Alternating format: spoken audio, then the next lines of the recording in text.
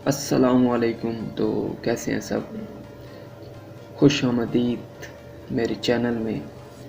तो आज की वीडियो बहुत ही इंटरेस्टिंग होने वाली है, क्योंकि आपके भाई को मिला है एक गिफ्ट।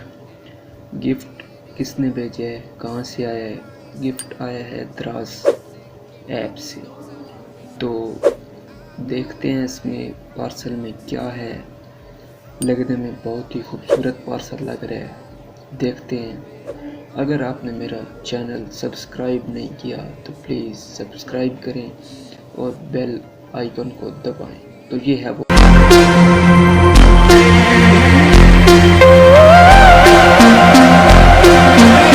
पार्सल जिसका इंतज़ार था आप सबको। तो चलें इसकी अनबॉक्सिंग करते हैं,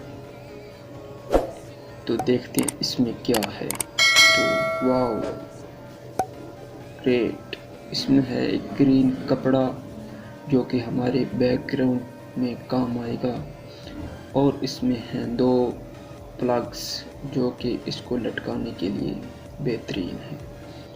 और गाइस, इसकी अब अनबॉक्सिंग करते हैं कि ये किस तरह लगाए जाएंगे दीवार के साथ। तो गाइस, तो इसको इसे मैंने खोल लिया है। करते हैं कि इसमें ये चार थे, मैंने आपको दो बताए थे।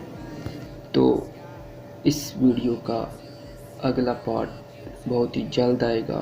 तो इसमें था ये ग्रीन कपड़ा और ये हुक जो कि दीवार के साथ बहुत ही अच्छा लगेगा।